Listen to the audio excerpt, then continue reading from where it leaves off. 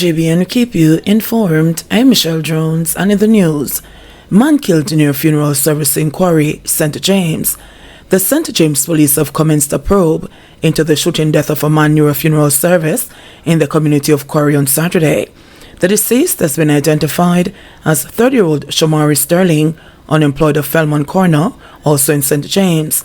Reports are that about noon, Sterling was standing at a location where a funeral service was being held in the Quarry district when he was attacked by armed men and shot several times. The police were summoned, and upon arrival, Sterling was discovered lying in a pool of blood with multiple gunshot wounds. The scene was processed and the body removed to the morgue. Beryllium guard shot in St. Thomas in stable condition. The Beryllium security guard was injured Saturday during a robbery attempt in Albion. St. James is in stable condition at hospital. A search is on in St. Thomas of the would-be robbers following another shooting incident with police in Morant Bay. According to the police, the security guard was injured as armed men sprayed bullets in the direction of the Beryllium team is being treated at hospital. It's understood that his injuries are considered non-life-threatening. Reports are that the armed men opened fire on the guards who were at the gas station to restock an ATM. The thugs were met with resistance. At least one of the men opened fire from a high-powered rifle. The security guards reportedly defended their position, forcing the criminals to retreat without taking a dollar. When the shooting subsided, several motor vehicles, windows and doors were riddled with bullets. Civilian videos captured the criminals beating a hasty retreat, but the police were soon on the chase, acting on information. The police carried out subsequent operations in Morant Bay, about an hour's drive away. A vehicle matching the description of one used in the attempted robbery was spotted. When the police approached, the occupants reportedly opened fire. The police returned fire, and a brief chase ensued in the vicinity of the Morant Bay roundabout. The vehicle reportedly crashed, and the armed men were forced to flee on foot. It is understood that the police are combing the area in their efforts to locate the assailants. The car has been seized. Police say they are following several leads as they continue their operations. Beryllium has been the target of several daring daylight robbery attempts in recent weeks. In an incident at the Portmore Pines in St. Catherine in February, a security guard was killed, 2 others were injured, and $10 million stolen. 6 people, including a Beryllium employee, have been taken into custody in relation to that incident. Weeks later in March, another incident in Portmore led to $23 million being stolen. There was also an attempted robbery in St. Elizabeth in April, where the would-be robbers were foiled by Beryllium guards. 7-year-old Clarendon girl dies after sustaining head injury. The Maple Primary School community is mourning the death of a 7-year-old female student who succumbed to a head injury earlier this week. The second grader for Parks in Clarendon, Damaria Wellington, did not survive emergency brain surgery performed at the Bustamante Children's Hospital after she reportedly fell from her father's arms and hit her head during a tragic incident on March 31. Paul Scott, principal of Maple Primary, has confirmed the second grader's death. She died on Tuesday evening, and today is the first day back for the students because of PEP, so we had a counseling session for them. She was a student of the afternoon session.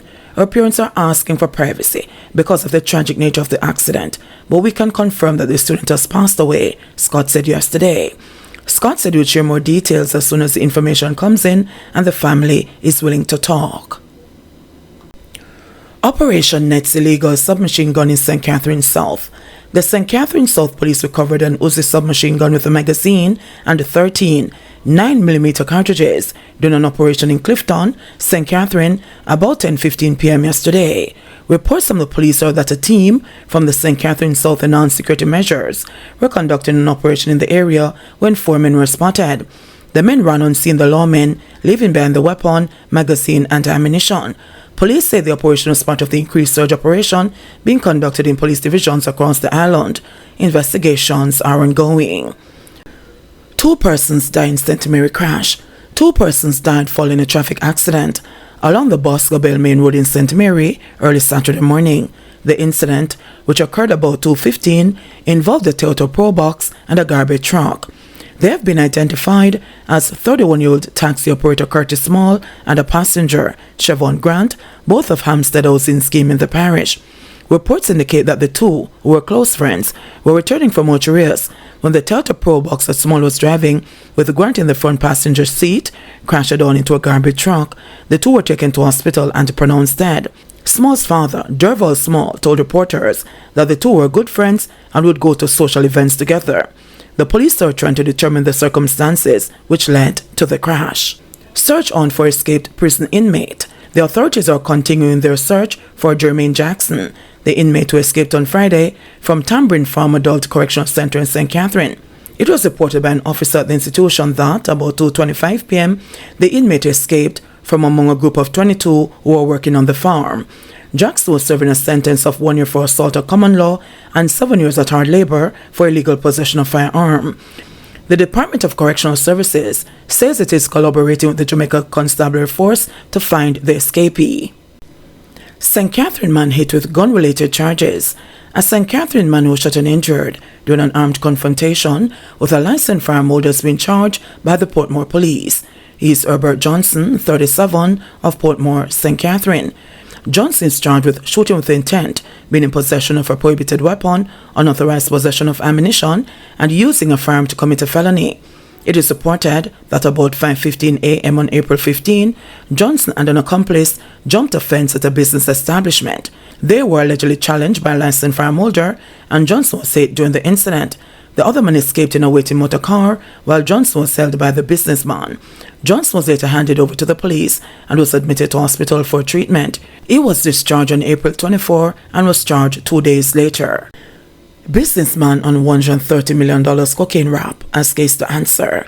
Ron Cummings, the Western Jamaica businessman, was reportedly held with $850,000 or 130 million Jamaican dollars worth of cocaine inside a bus he was driving in March 2022, is expected to give testimony in his own defense when he returns to the St. James Parish Court on May 29. Cummings was given the new court date and had his bail extended yesterday after presiding parish judge Keisha Grant Price ruled that he had a case to answer concerning his charges of possession of, dealing in, trafficking, and conspiracy to traffic 17 kilograms of cocaine. Judge Grant Price made a ruling despite a submission by Cummings' lawyer, Henry McCurdy, that the case should be dismissed due to the prosecution's failure to prove that the defendant knew about the drug being in the bus. There is nothing in the evidence to suggest that Mr. Cummings had knowledge that the substance was actually there, and there is nothing sufficient to prove it. Based on my submission, it should be dismissed, McCurdy argued. The prosecution has established a prima facie case. In this scenario, it was him alone in the bus. Was anybody else in the bus? There's a case to answer, Judge Grant Price said sternly.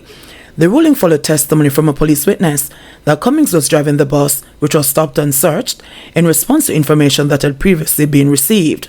The officer testified that the panels of the bus were removed with a screwdriver, exposing 16 rectangular packages of cocaine. Under cross-examination from McCurdy, the officer admitted that while Cummings' fingerprints were taken and the packages of cocaine were dusted for fingerprints, there were no fingerprints or other DNA evidence found on the packages. The allegations in the case are that on March 7, 2022, at 2:45 p.m., Cummings was driving the vehicle, a Toyota Hiace bus, along the Long Hill Main Road in St. James when it was stopped by a police team. The bus was searched and the cocaine was found in the left hand and right hand panels of the vehicle. Under caution, Cummings claimed that he had borrowed the bus to pay a visit to his granddaughter. He was taken into custody and interviewed, following which he was later arrested and charged with breaching the Dangerous Drugs Act. 15 named as persons of interest in St. Catherine South. St. Catherine South Police have listed 15 individuals as persons of interest in the division. The following individuals are being asked to report to the Portmore Criminal Investigations Branch by 12 p.m. on Monday, May 1.